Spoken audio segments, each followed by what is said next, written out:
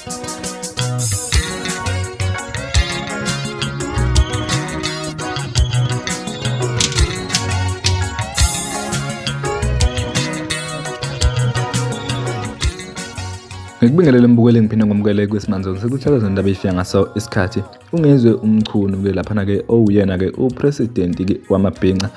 usegxeke lapha ke isenzo sakhe lapha ke umcineka ukuba ke avumele ke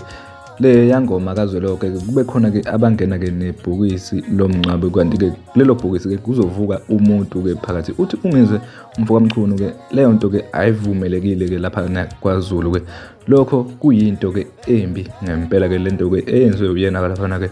umcineka ukuba ke avumele ke la yamadoda ke ebedlala lapha ke ingomeni ke kazwelonke angene nalo ke ibhokisi kule yangoma kazwelonke mbukele ngabe kuthini ke okwakho ukuphawula mayelana nalo daba lwakhe lapha ke umacingwane asethe aphawula ngalo ke mayelana ke nebhokisi lomncwabo elingene namagida ngoma lapha ke engomeni ke kazwelonke mbukela uye lapha ke ezo comment section sizo uvo lakho ukuthi wena uphawula uthini nansi ke ivideo yakhe ke umacingwane siyabonga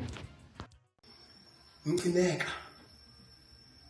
kuyo zonke ingcome sengiyibekile mfowethu nginika challenge eyodwa ukuthi kuyingoma kazwelonke ayikho into engidumaze njengale yanto ubona ingane encane iphuma ebhokisini kwi-casket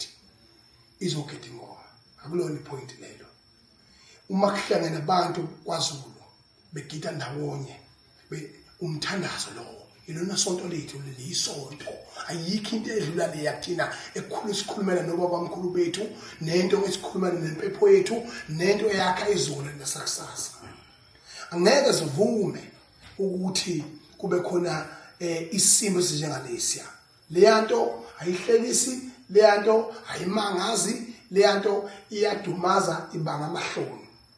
ngoba into enjengaleya iyakenzeka ngelockdown uzokhumbula umfezi ezecula ukuthi yavuka indoda yadla amasaladi that was 2022 kuvuka umuntu ekuthiwa uvukile ebasho laba behamba nayo kuthiwa lalabe likuquza ilokhojana ukuquza ilini lento le ibhokisi thola lo muntu wathi uyaphila mayiphila lo muntu ukhomba ngosobala ukuthi umuntu lo obevele la isho ephile ebhokisini uthe mayivuka evuswa upastor waseZimbabwe wavuka lo muntu wadla amasaladi umfezi wenza ingoma mayivuka edla amasaladi lo muntu le nto leyo into yenzekile ngoba lo muntu wayeseyiphahlile angithi mfowethu noma ukuthanda ukuphila uyazi ukasho kodwa uma ungathatha intambo uyifake la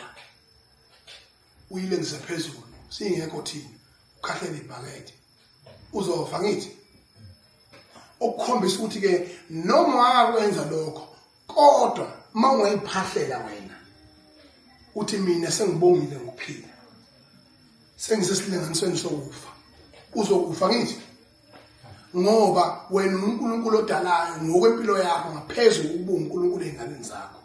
ngakho ngithi mina lesasici senzekile lo muntu la uphelanga 2 weeks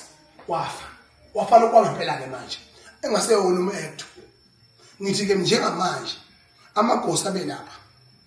njengomongameli wamabhinqa okhonjwe ingonyama kubo bonke ubuhle benzekile lapha kodwa lesisici ngiyacela silungiswe ngoba sinalo ikusasa eqhakazile futhi masingayikhuthaza le yanto einganeni zethu sibulala izwe ukufa kuyesatshwa ukufa kuyahlonishwa ngisho umfazi esilile wayegega umhlambi weinkomo ehambe eclinic ngoba usuyephoqelekile egega umhlambi weinkomo angayidabula umhlambi weinkomo ngoba imbele yazo yokhalikazi iyomangala ngoba imfuyo ingabadala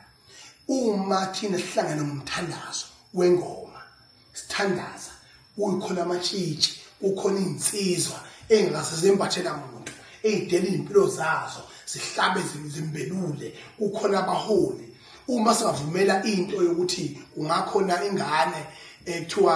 noma iqembu elizoshaya ipoint ngokuletha umuntu ngebhokisi kuyobe sisiboniselo sakwaZulu ngiyocela ukuthi amagoso gadla nawo wonke amagoso abe khona